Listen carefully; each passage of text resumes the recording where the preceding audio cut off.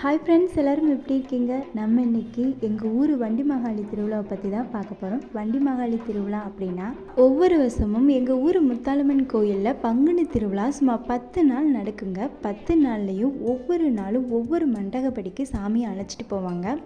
அதில் 3ஆவது நாள் திருவிழா தான் வண்டி மாகாளி திருவிழா.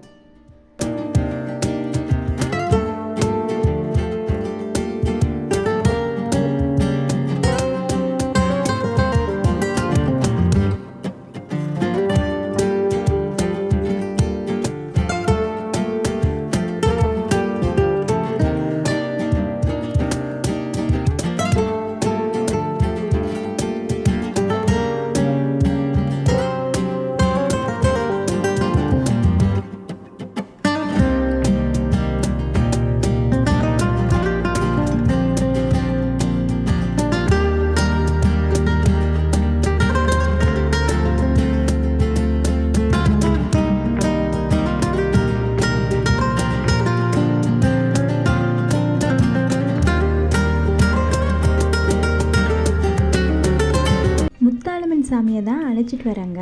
ஆனால் முத்தாலம்மன் கருப்பு சேலை கட்டி அலங்காரத்தோட காளி அவதாரத்தில் வருவாங்க பாருங்க. சாமியை பார்த்துட்டே இருக்கணும் போல் தோணும். நாங்கள் சின்ன வயசாக இருக்கும்போது சாமி வர்றதுக்கு முன்னாடி யானை வரும்.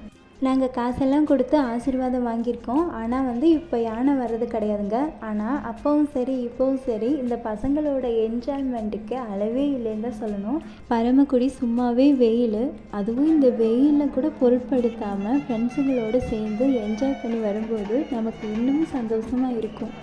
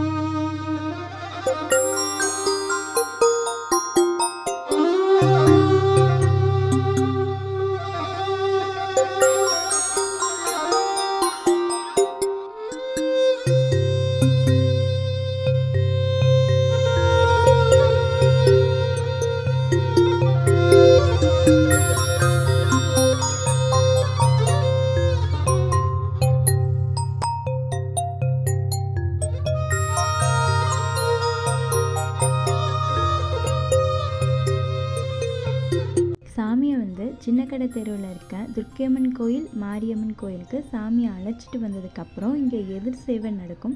எதிர் சேவை நடந்ததுக்கப்புறம் அங்கே இருக்க மண்டகப்படியில் சாமியை வச்சுருவாங்க. அங்கே சாமிக்கு பூஜைகள்லாம் நடக்கும். நம்மளும் தேங்காய் பழமெல்லாம் கொண்டுட்டு போய் அங்கே அர்ச்சனை பண்ணி சாமி கும்பிட்டுக்கலாம்.